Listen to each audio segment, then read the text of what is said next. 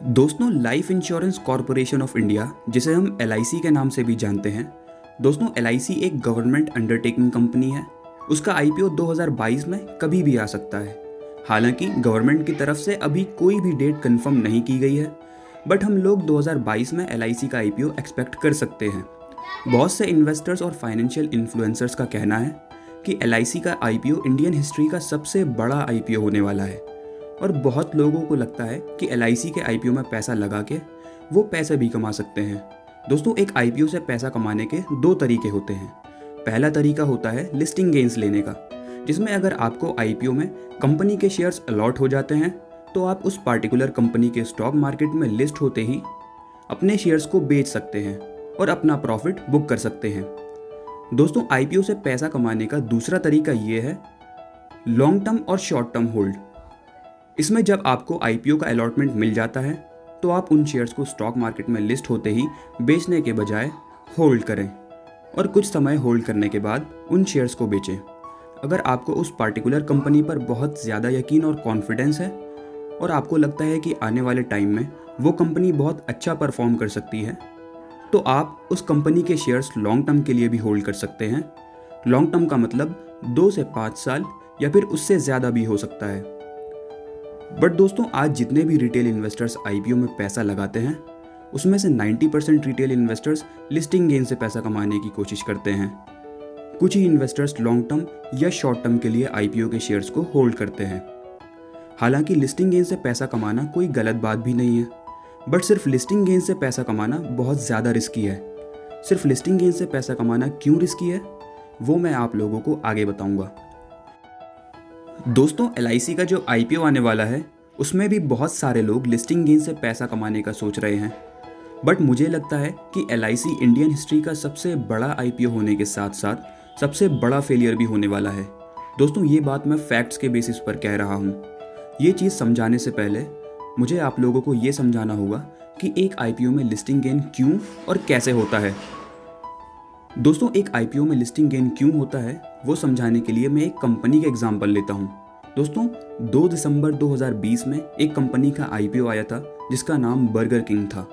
Burger king का IPO size लगभग 810 करोड़ रुपए का था और इसके एक शेयर का आईपीओ प्राइस 60 रुपीज़ पर शेयर था।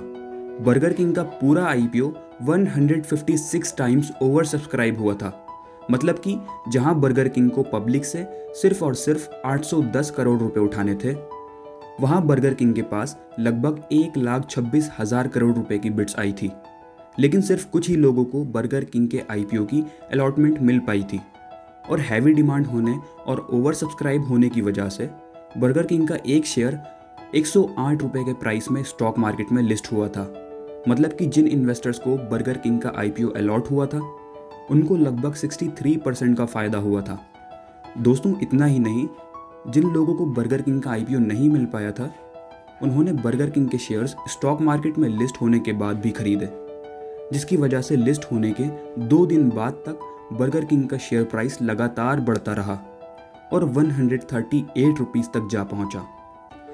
दोस्तों, बर्गर किंग का आईपीओ इतना ज़्यादा सक्सेसफुल इसलिए तो था ही कि बर्गर किंग एक अच्छी और प्रॉफिटेबल कंपनी थी।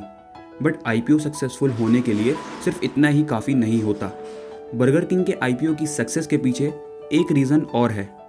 वो है कि उसके आईपीओ का साइज़ बहुत छोटा था, जिसकी वजह से उसके शेयर्स बहुत ज़्यादा स्केर्स हो गए थे और कुछ ही लोगों को उसका आईपीओ मिल पाया था। अगर बर्गर किंग के आईपीओ का साइज़ बहुत ज़्यादा बड़ा होता तो हर एक इन्वेस्टर को उसके शेयर मिल जाते और फिर कंपनी के लिस्ट होने के बाद कोई भी उसके शेयर्स को खरीदता ही नहीं, बल्कि लोग उल्टा उसके शेयर्स को बेचना शुरू कर देते, जिसकी वजह से लिस्टिंग गेन्स तो दूर की बात, बल्कि उल्टा इन्वेस्टर्स लॉस में चले जाते, जैसा कि पेटीएम के आईपीओ में हुआ था। दोस्तों, पेटीएम भी बर्गर किंग की तरह ही एक बहुत अच्छी कंपनी है। पेटीएम में तो वॉरेन बफे और जैक मा जैसे जाने माने इन्वेस्टर्स ने भी इन्वेस्ट किया हुआ था, बट फिर भी क्यों उसका आईपीओ फेल हुआ और जिन लोगों को उसका आईपीओ मिला था उन सबको लिस्टिंग गेन्स होने के बजाय लॉस हुआ था। दोस्तों, पेटीएम का आईपीओ एक फेलियर इसलिए था क्योंकि पेटीएम का पूरा आईपीओ साइज 18,300 करोड़ रुपए का था और उसका आईपीओ सिर्फ और सिर्फ 1.89 टाइम्स ही सब्सक्राइब हुआ था। और इतना कम ओवर सब्सक्राइब होने का मतलब है कि बहुत कम या फिर zero listing gains. But Paytm के केस में लिस्टिंग गेंस तो दूर की बात है, इन्वेस्टर्स को लॉस भी सहना पड़ा। दोस्तों, बर्गर किंग का आईपीओ 156 टाइम्स ओवर सब्सक्राइब हुआ था, तो हम ये कह सकते हैं कि इसका आईपीओ 156 लोगों में से सिर्फ एक को ही मिल पाया था।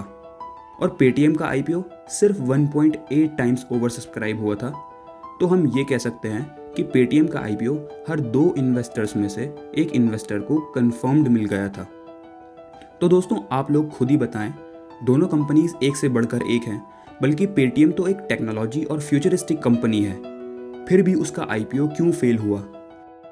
तो दोस्तों, एक आईपीओ का सक्सेस होना उसके शेयर्स की स्केर्सिटी पर डिपेंड करता है। जो चीज़ जितनी ज़्यादा स्केर्स होगी, आगे चलकर उसकी वैल्यू उतनी ही ज़्यादा बढ़ेगी। दोस्तों, अब बात करते हैं एलआईसी की। मुझे लगता है कि एलआईसी का आईपीओ पेटीएम से भी बड़ा फेलियर हो सकता है। दोस्तों, हालांकि गवर्नमेंट की तरफ से एलआईसी के आईपीओ से रिलेटेड कोई भी इंफॉर्मेशन अभी नहीं दी गई है, बट दोस्तों मनी कंट्रोल का कहना है कि एलआईसी का पूरा आईपीओ साइज 53,500 करोड़ से लेकर 93,625 करोड़ रुपीस के बीच में कहीं भी हो सकता है। आप लोग एलआईसी का आईपीओ साइज देखकर अंदाज़ा लगा सकते हैं कि एलआईसी इंडिया का one of the biggest IPO होने वाला है। दोस्तों, अगर हम एलआईसी का इशू साइज 53,500 करोड़ भी मान लें, तो इसका आईपीओ ओवर सब्सक्राइब होना तो दूर की बात है, ये फुली सब्सक्राइब हो जाए वही काफ़ी है, क्योंकि एलआईसी का आईपीओ साइज इतना ह्यूज होने वाला है, जिसकी वजह से एलआईसी के शेयर्स की स्कैर्सिटी एकदम खत्म हो जाएगी और एलआईसी के शेयर्स सरप्लस में अवेलेबल होंगे, जिसकी वजह से ऑलमोस्ट हर इन्वेस्टर को इसका आईपीओ अलॉट हो सकता है। आमतौर पर एक आईपीओ का लॉट 15,000 रुपीज़ का होता है। अगर आप एलआईसी के आईपीओ से अपना पैसा डबल करने का सोचेंगे, तो वो तभी हो सकता है जब एलआईसी का आईपीओ कम से कम 5 to 10 टाइम्स ओवर सब्सक्राइब हो। और स्टॉक मार्केट में लिस्टिंग के दौरान जब एलआईसी की वैल्यूएशन 53,500 करोड़ से 1,07,000 करोड़ रुपीस तक पहुंचेगी, तब जाकर आपके पैसे डबल होंगे। बट ये काफ़ी ज़्यादा मुश्किल चीज़ है। जब एलआईसी का हर पॉलिसी होल्डर एलआईसी के आईपीओ में इन्वेस्ट करे, तब तो ये आसानी से हो सकता है।